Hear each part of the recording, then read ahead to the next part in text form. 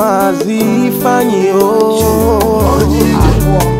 try never travel out. Never African window, African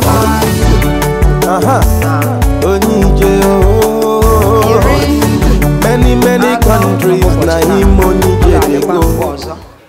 Igbo ndị ọma na-ege anyị ntị ma anụ mma ụbọchị taa ihe anyị nwere bụ nkọwa nke onwe. Nkọwa nke onwe bụ introduction na bekee.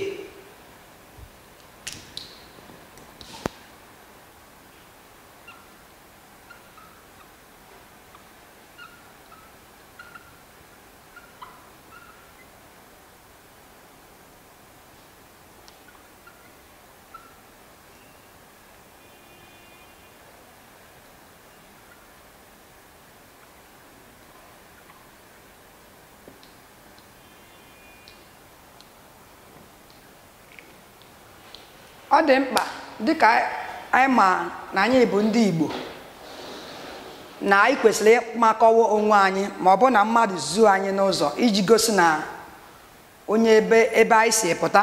Eleghị anya ọ bụrụ na ife onwe gị na mba ọzọ o wee nwee ka ofe si dabido gị i wee sụọ asụsụ Igbo, onwe onye Igbo nọ okirikiri ebe ihe a na-eme ọ ga-abịa nyere gị aka wee pụta n'ọnọdụ ahụ. Ngwa anyị chọrọ ka anyị nebazi anya na ihe bụ introduction a bụ nkọwa nke onwe.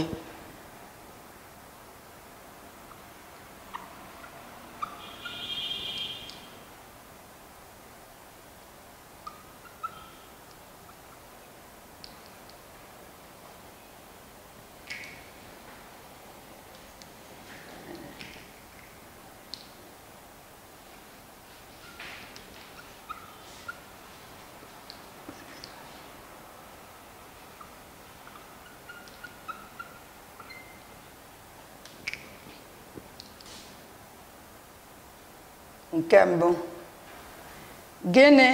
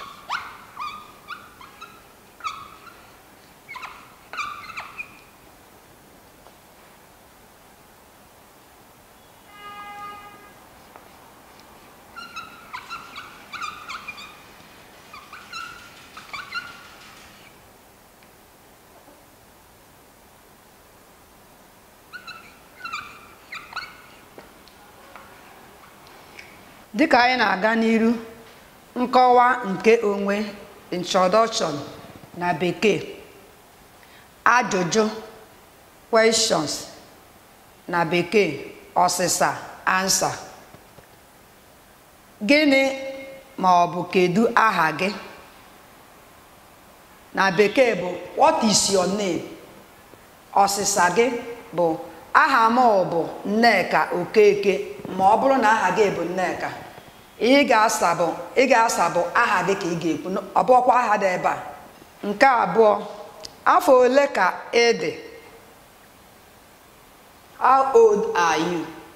Na bekee. Na ọsịsa ya bụ adị m afọ 10. I am 10 years old. 10 bụ 10 na ọ bụrụ na anyị cheta na anyị emego ọnụọgụgụ.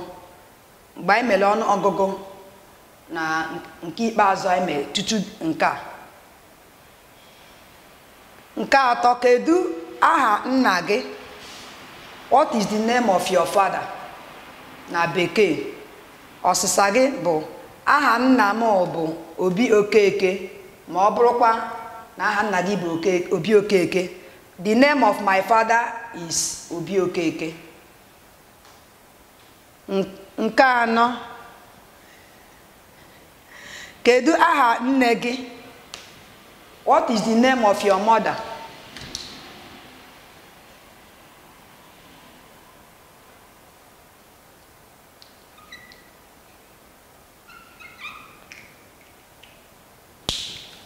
Kedu aha nne gị? What is the name of your mother? Ọsịsa ya bụ aha nne m bụ Ebere Okeke. The name of my mother is Ebere Okeke. Ma ọ bụrụkwa na aha nne gị bụ Ebere Okeke. Nke ise, kedu aha nwanne gị nwoke? What is the name of your brother? Aha nwanne m nwoke bụ Ebuka Okeke. The name of my brother is Ebuka Okeke. Ma ọ bụrụkwa na aha nwanne nwoke bụ Ebuka. Nke isii, kedu aha nwanne gị nwanyị? What is the name of your sister? Aha nwanne m nwanyị bụ Ngozi Okeke. The name of my sister is Ngozi Okeke. Ma ọ bụrụkwa na afọ nwanne gị nwanyị bụ Ngozi. Nke asaa, onye ebee ka ị bụ? Where do you come from? Abụ m onye Nnewi North dị na okpuru ọchịchị Anambra State. I am from Nnewi North in Anambra State. Nke asatọ, olee ebe ka unu bi? Where do you live? Anyị bi na nọmba 26 Adetola Street, Agoda Sululere, Lagos State. We live in number 26 Adetola Street, Agoda Sululere, Lagos State. N'ebe a ka anyị na-achịkọta ụbọchị taa. Inwezi ajụjụ ejụa. Echefukwana na ọka bụ n'Ifeanyị Nwosu Igbo Academy ka anyị si ewetara anụ ọmụmụ asụsụ Igbo a. Ka emesịa. Australia, Brazil, China, America, oh, na so.